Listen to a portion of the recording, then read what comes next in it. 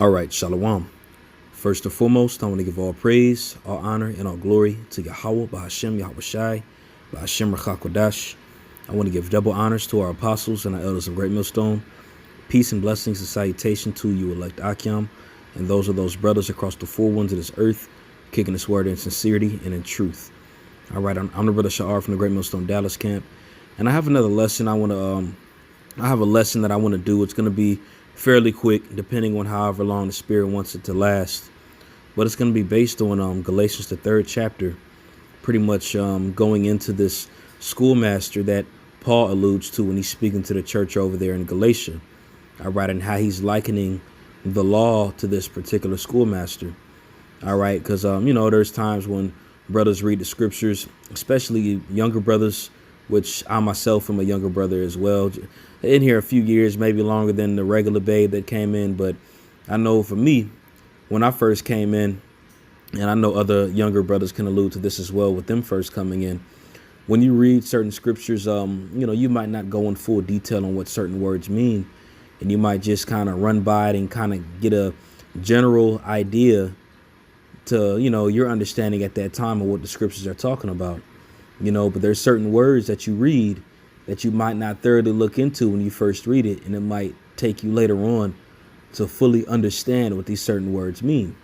So alluding back to the topic going into the schoolmaster, all right, when you read this here in Genesis, the 3rd chapter, and by the way, this lesson is going to be titled The Schoolmaster, the Spirit versus the Letter, okay?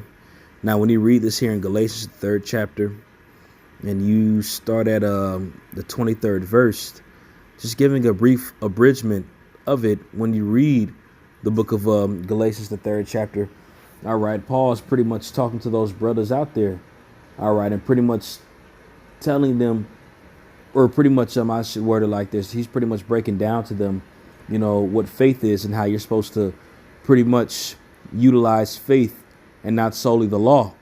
All right, because as you go into when Paul was writing these letters to these different churches, all right, in those different regions that those Israelites were, or those Israelites that were calling themselves Greeks were, you also had a sect of Israelites that were always around the synagogue, I should say, and they were pretty much very adamant about the law of this, the law of that, keeping the law of this, keeping the law of that.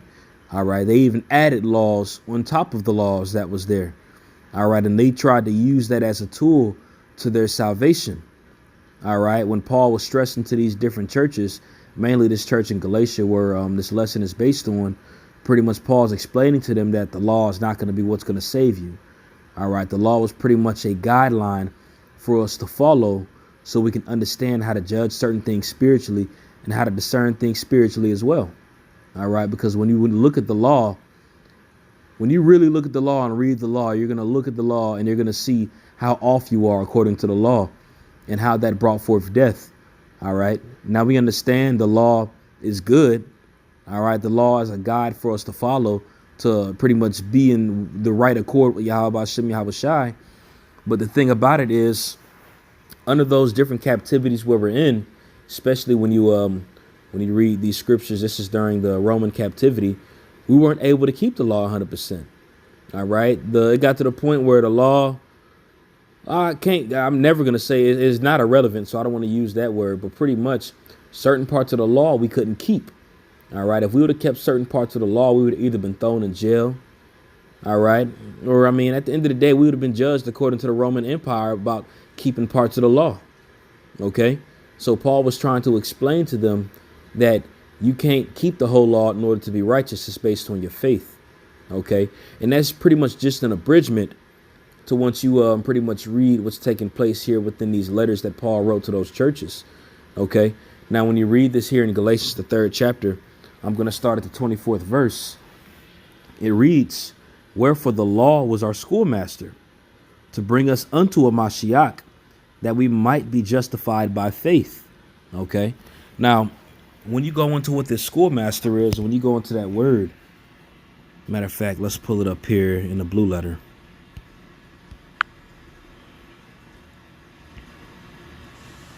Strong's G 3807. Paidagogos. Paidagogos. All right, so you got the word paidagogos. And it says pretty much when you go into this word, it says a tutor, a guardian, and guide of boys. Okay. Now it's a reason why it talks about them being a tutor of boys. Okay, I'm going to keep reading, then I'm going to go back to that point. It says, among the Greeks and the Romans, the name was applied to trustworthy slaves who were charged with the duty of supervising the life and morals of boys belonging to the better class. Okay, now that better class, you have to liken that better class to children who are families of nobles, children of nobles, or heirs to the throne. All right, or heirs to pretty much being of that higher class of society.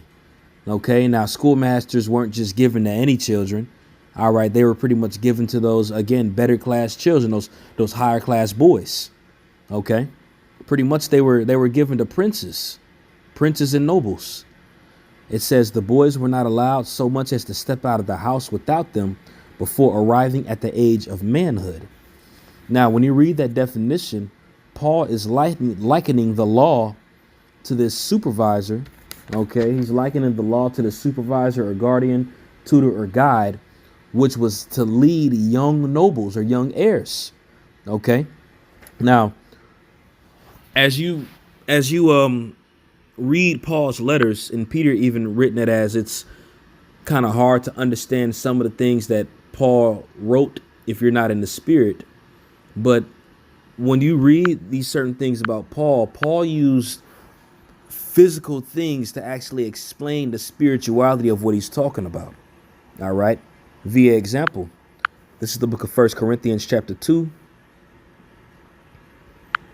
I'm sorry, 1 Corinthians chapter 3, starting at the top. And I'm going to go back to what I read. It says, and I, brethren, cannot speak unto you as unto spiritual, but as unto carnal, even as unto babes in Yahushua HaMashiach. Okay, I have fed you with milk and not with meat, for hitherto ye were not able to bear it, neither yet now are ye able. For ye are yet carnal. For whereas there is among you envying and strife and divisions, are ye not carnal and walk as men? All right, so pretty much going to this point here, when Paul wrote these letters to these different churches that are out here, we have to understand that a lot of these individuals in these churches were babes coming up within the spirit. All right. Now, you did have certain bishops throughout time that were set up to be overseers of those churches. Certain of them started off, certain of them started off being understudies of Paul, and then they were brought up into a leadership position. But when you come to these churches, these churches were full of babes, these Israelites, all right, who were beginners or novices when it came to the understanding. So as Paul would explain certain things to these churches or these brothers that were in these churches, he would bring it to them in a way that they could understand.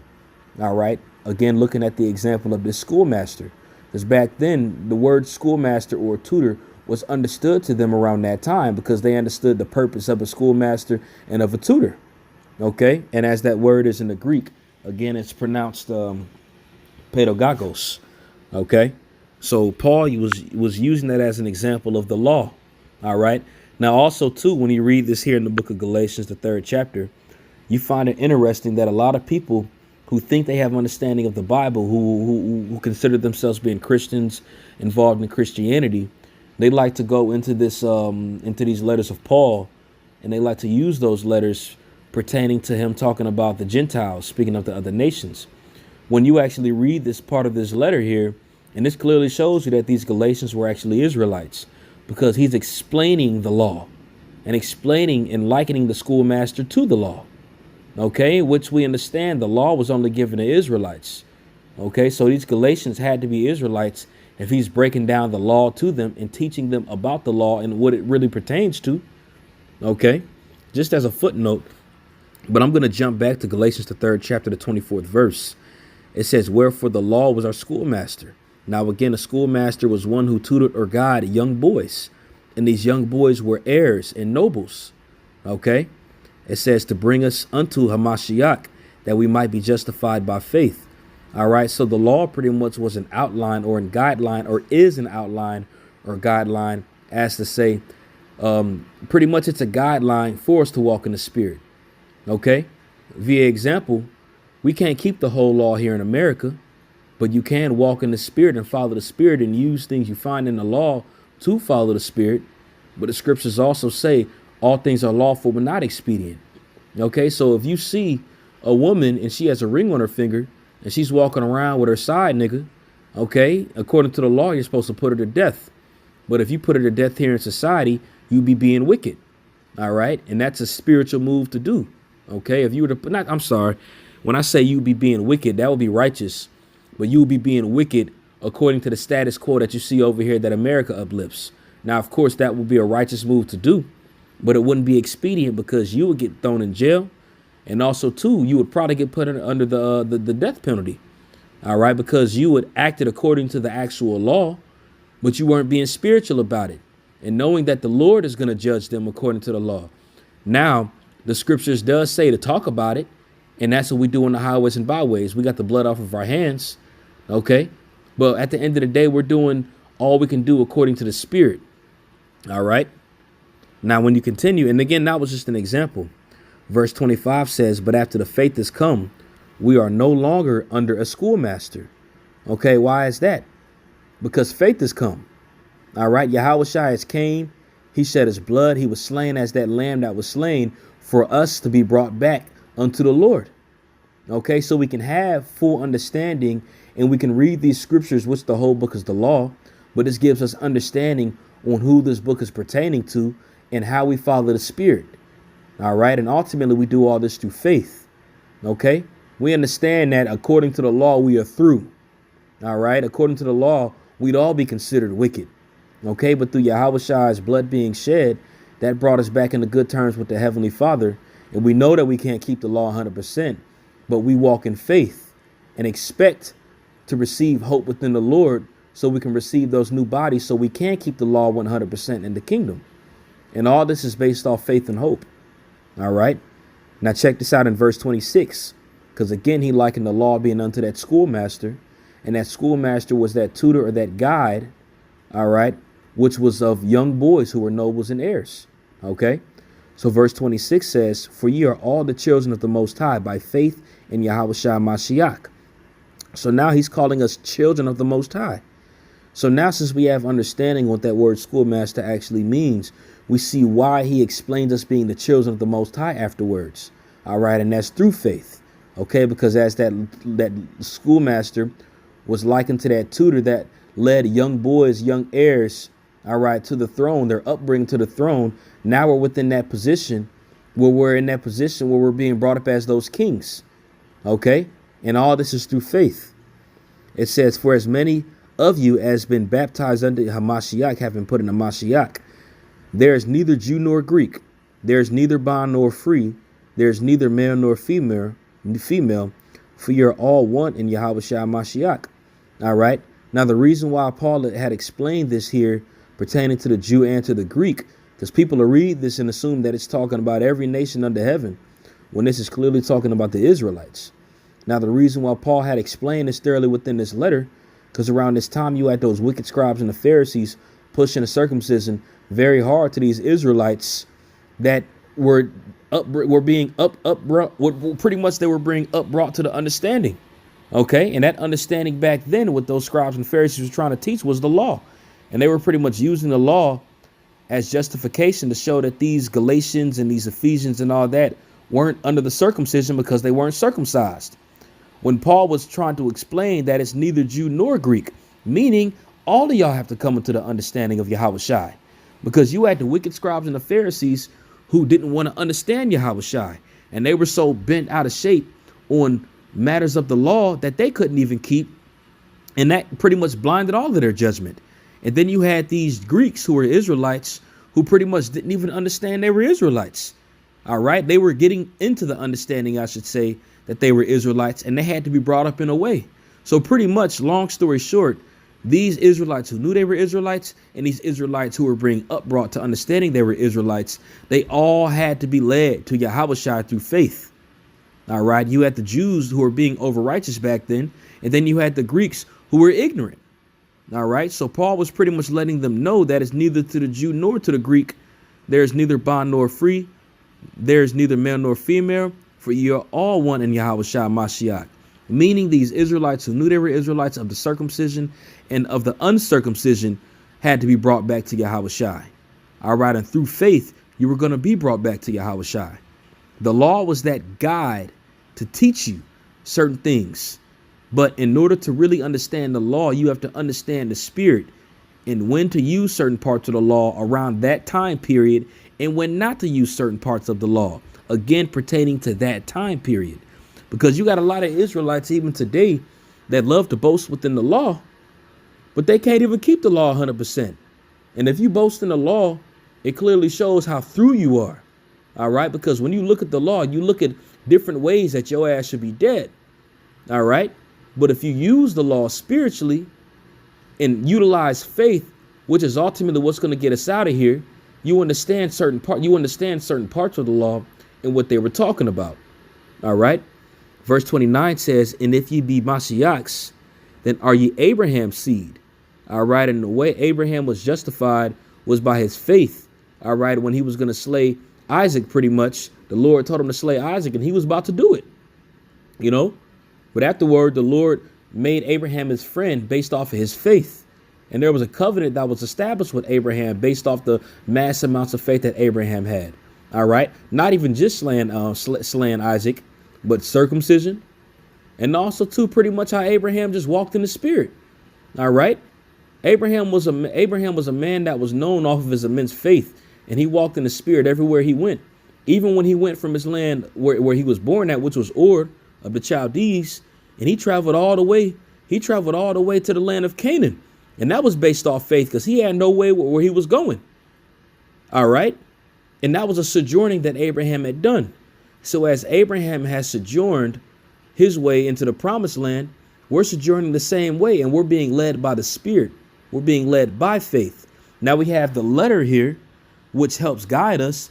But ultimately, the spirit that's within us to understand these words that are in this letter is going to guide us to what the understanding really means, and how Yahweh Shai ultimately represents those things within the law, and how Yahweh Shai pretty much fulfilled the law in his flesh. All right. Now, does that mean that we don't got to follow the law no more? Of course not. All right. We got to pretty much, as the scriptures say, rehearse the righteous acts. OK, but Yahweh Shai fulfilled the law because a lot of that stuff within the law was talking about Yahweh Shai. That's why Yahweh Shai said, for lo, I come in the volume of the book, it is written of me. And that spirit of Yahweh Shai dwells within us, so we can be able to judge it right and have that certain understanding that the scriptures gives us to be able to judge. All right. Again, goes into that law being the schoolmaster, but that schoolmaster had brought us up so we could understand Yahweh Shai as we sojourn down here in the land of our oppressors. All right. As we sojourn down here and walk through faith. All right. Walk as children of faith, as Abraham's seed was explained here in verse 29. And it talks about those heirs according to the promise. Again, alluding back to that schoolmaster. And that schoolmaster was a tutor that it had brought up those young boys or those heirs. So they would be able to understand when they got of age of how to rule.